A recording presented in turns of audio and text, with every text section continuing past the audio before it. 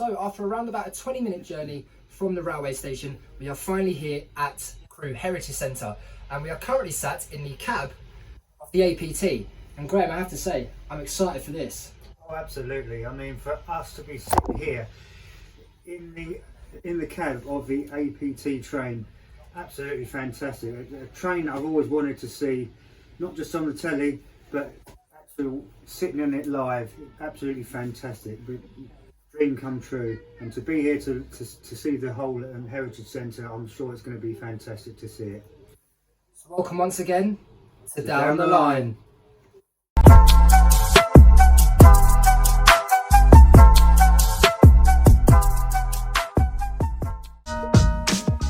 When visiting Crewe, it is an absolute must to not only visit the railway station here, but to come and visit the fantastic Crewe Heritage Centre. Okay, so we've now gone cab to cab and we are sat in a HST Class 43. And to be fair, apart from obviously some of the electronics and stuff, the layout is pretty similar to the APT. So a bit about the Heritage Centre. It opened in 1987 and was opened by the Queen and Duke of Edinburgh.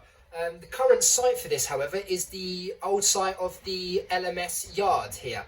But no, like I said, early impressions, it's brilliant. And like Graham said, you get meted by the APT as you walk in. So yeah, it's nice to be sat in railway history. That's why we're here. To be able to come and sit in the cabs of both the APT and HST felt quite surreal, and to give a glimpse into what the drivers experienced when they both turned from idea to reality. And for any enthusiast, to come and see behind the scenes gives you a closer look at the technology used back in the 1970s. Right, so as I'm stood amongst all of this rolling stock, just a bit more about the history here. So, as I mentioned, Crewe is synonymous with railway history, as I said. And on this site, it was built on a 3-acre site. And in 1843, the first locomotive was completed here, which was number 32, Tamerlane. So, I haven't seen any pictures of Tamerlane, but I will now I know this. So, like I said, it's always nice to find out the first one, and it was the first of many based at Crewe. Seeing everything quiet and still makes it hard to imagine what the works here would have been like. But it was great to see some of the locomotives which are firm favourites for people right up to this very day, especially this Class 37, which you can still see regularly going up and down the main lines. It is always a pleasure to see one of these beauties. You cannot go wrong with a Class 37. Fact. It isn't only the locomotives that they have here, and you can also see the signal boxes that they have here.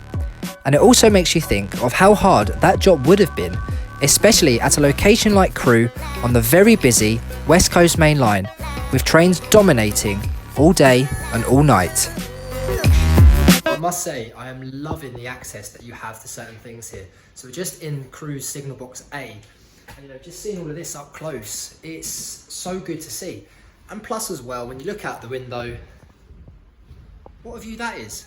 For any signalman, that's a brilliant view. I have to say that just by looking at all the bells and levers that they possess, it even made me feel like I wouldn't even know where to start, even with plenty of training. But it also makes you appreciate the difficulty that they had. Now this is a touch of class. So I'm now stood at the top of Crewe North Junction Signal Box, and as you can see behind me, you've got the full Heritage Centre and line-side view of not only the West Coast Main Line, but the line that leads from Transport for Wales. So, on a nice summer's day, what better than to watch the trains go by? Perfect. The more you look around, the more that you discover and learn.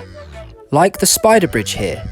And it just goes to show that Crewe Works was perfectly prepared for whatever its task would have been, which is what gives it such a rich railway history. And now on to the exhibition room, where of course there was even more to learn. So we are now stood in the exhibition hall here, next to this fabulous Class 87. Although beforehand, we did have to make a little stop into the shop, and it would be rude not to. But with the purchase I made, I am extremely happy with this, and it was only a £5, and I will show you. So it's a British Rail Red Star jumper. What a find. And do you know what? When I get home, I will definitely be wearing this. What a find this was. Very, very chuffed with myself. Even though that is just a cab, it was still nice to see this Class 86 in a very unusual livery to what I have seen before. And for a day out, this has been the perfect day, and its value for money is beyond my initial expectations, so I would highly recommend that this is a must-visit centre for any family or railway enthusiast to thoroughly enjoy. Okay, so we started at the APT and now we're ending at the APT. And I have to say, this has been a thoroughly enjoyable day out. And I don't know about you, Graham. Absolutely, it's been a really fun day. The Heritage Centre is absolutely fabulous, and for £7, you couldn't ask for better. It's great value for money. You'd think it'd be a lot more than that, wouldn't you? But it's not. It's absolutely brilliant.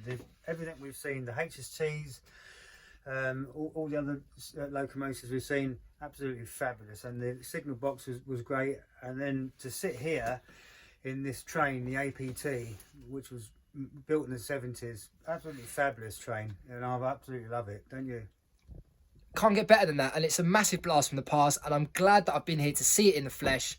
And also, modern trains don't do this from what I can see, but proper reclining chairs. Now that is a way to do a journey in comfort, and it's a shame that this project never fully took off the ground. But from me and Graham, we hope you've enjoyed it once again, and we will see you next time down the line.